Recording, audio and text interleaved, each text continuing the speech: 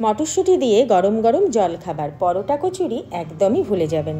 নমস্কার বন্ধুরা, আমি মৌসুমি মৌসাম ক্রিয়েটিভিটি চ্যানেলে সবাইকে স্বাগত জানাই। তাহলে চলুন রান্নাটা শুরু করি।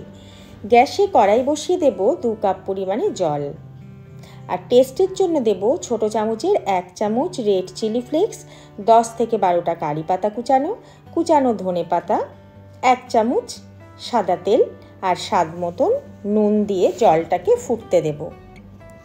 জল যখন ফুটে উঠবে তখন গ্যাসের ফ্লেমটা কমিয়ে দিয়ে দেব 1 কাপ পরিমাণে সুজি জলে দিয়ে মেশাতে থাকবো। আর কিছুক্ষণের মধ্যে কিন্তু সুজি পুরো জল টেনে নেবে। বেশি শুকনো লাগলে আর একটু জল দেবেন। আমি অল্প অল্প করে জল মিশিয়েই সুজিটাকে রান্না করে নিয়েছি।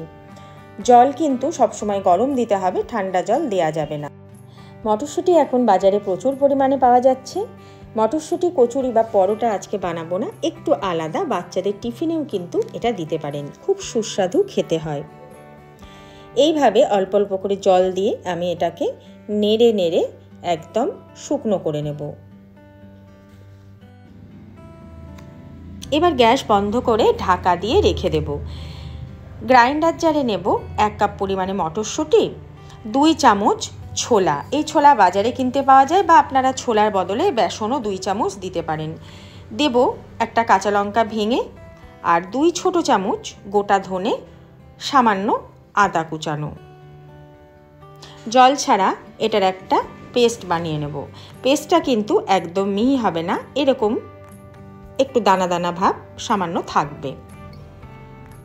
সামান্য হলুদ আর সামান্য নুন দিয়ে ভালো করে মটরশুঁটিটাকে মেখে নেব।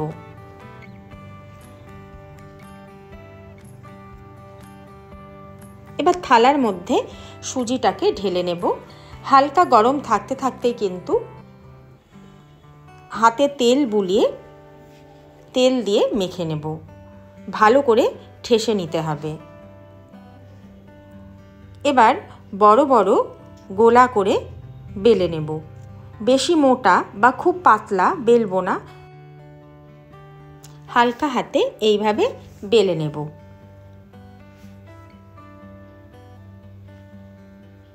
এবার ছোট বাটি দিয়ে রুটির উপরে বসিয়ে গোল করে কেটে নেব।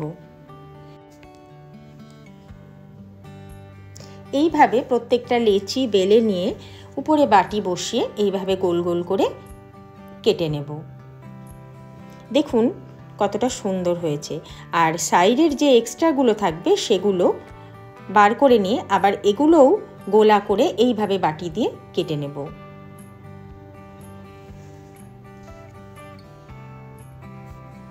এইভাবে সবগুলোই গোলা আমি বেলে বাটি বসিয়ে বসিয়ে কেটে নিলাম। সবগুলোই লুচি কাটা হয়ে গেছে। এই রকম সব লুচিগুলোকে আগে বানিয়ে নিতে হবে। এবার একটা লুচি নিয়ে মাঝখানে মটরশুঁটির পুর দিয়ে চারিধারে কিন্তু কিছুটা জায়গা ছাড়বো, তার উপরে আর একটা লুচি বসিয়ে দেব।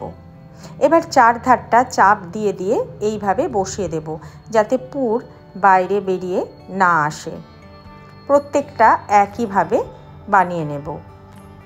এক জোড়া করে কিন্তু এই লুচি লাগবে। একটা বসিয়ে তার উপর পুর দিয়ে আর একটা বসিয়ে চারিধারটা এইভাবে সুন্দর করে মুড়ে দিতে হবে। আর যদি খুলে যায় তাহলে একটু হাতে জল দিয়ে এইভাবে চারিধারটা লাগিয়ে দিলে কিন্তু মুখটা আটকে যাবে। সবগুলো রেডি হয়ে গেছে। এবার স্টিমে বসিয়ে দেব। বাটির মধ্যে জল নিয়ে উপরে ঝাঁঝরি দিয়ে এগুলোকে একটা একটা করে সাজিয়ে দেব ঝাঁঝরির উপর। ঢাকা দিয়ে রাখবো 8 মিনিটের জন্য। 8 মিনিট পর কিন্তু এগুলো হয়ে গেছে, তবে স্টিমটা উপর থেকে উঠেছে তাই এটা একটু নরম হয়ে গেছে। ঠান্ডা হয়ে গেলে কিন্তু এটা শক্ত হয়ে যাবে। একটা একটা করে সবগুলো তুলে নেব, আবারও পরের 4টে বসাবো। আবার এটাও 8 মিনিটের জন্য বসিয়ে দেব। সবগুলো রেডি হয়ে গেছে। আর দেখুন ঠান্ডাও হয়ে গেছে। ঠান্ডা হওয়ার পর এরকম কিন্তু টাইট হয়ে যাচ্ছে। আমি মাঝখান থেকে চাকু দিয়ে এরকম টুকরো টুকরো করে কেটে নেব। সবগুলোকে কেটে নিয়েছি। দেখুন কতটা শক্ত হয়ে গেছে। এবার কড়াইয়ের মধ্যে দিয়ে দেব কিছুটা পরিমাণে তেল। তেলের মধ্যে দেব জিরে আর সর্ষে ফোড়ন। তেলের মধ্যে কেটে রাখা টুকরোগুলো দিয়ে খুব ভালো করে মিশিয়ে নেব। তারপর গরম গরম সার্ভ করব। আপনারাও কিন্তু বাড়িতে একবার অবশ্যই বানাবেন। অসাধারণ খেতে লাগছিল, মনে হচ্ছিল একদম মটরশুঁটির পুর দিয়ে ইডলি খাচ্ছি। আর আজকের রেসিপি কেমন লাগলো জানাবেন। নতুন ভিডিও পেতে চ্যানেলটিকে সাবস্ক্রাইব করুন, আর ভালো লাগলে একটা লাইক। ভালো থাকবেন, সুস্থ থাকবেন।